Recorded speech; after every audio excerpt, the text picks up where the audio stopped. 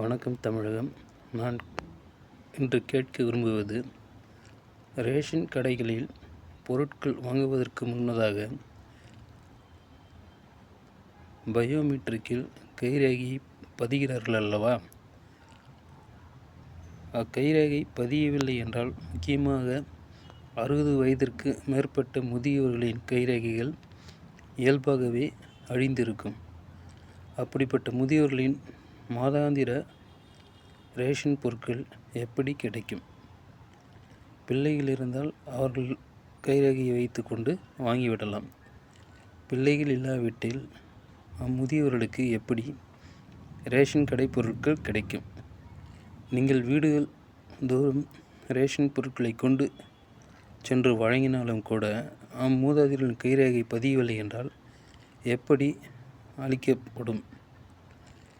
இதற்கு மாற்று வழி இன்று வரை கண்டுபிடிக்கவில்லை என்று கூறுகிறார்கள்.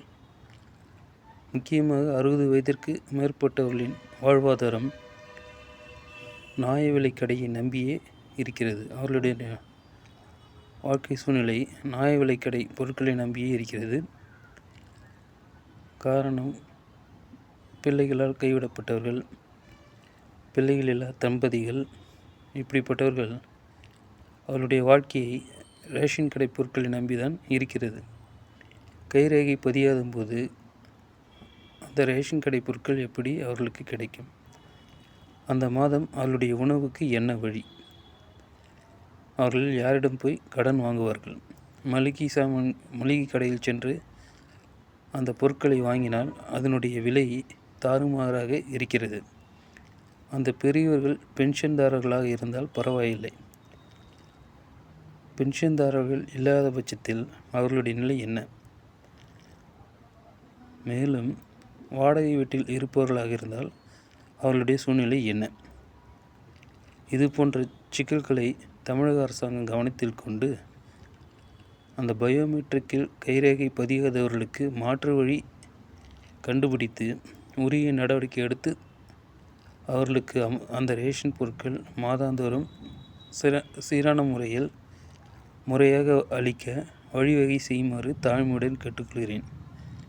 இப்படிக்கு உங்கள் விவேக். இது ஒரு வாட்ஸ்அப் ஷார்ட்ஸாவோ அல்லது வீடியோவாக, யூடியூப் வீடியோவாக கருதாமல் என்னுடைய வேண்டுதலை தமிழக அரசாங்கத்திற்கு நேரடியாக சென்று அளிக்க முடியாத காரணத்தினால்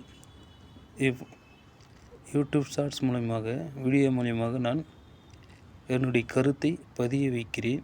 இப்படிக்கு என்னுடைய கருத்தை தாழ்மையுடன் ஏற்றுக்கொண்டு இதற்குரிய நடவடிக்கை செய்யுமாறு கேட்டுக்கொள்கிறேன். உங்களிடம் இப்படிக்கு உங்கள் விவேக்.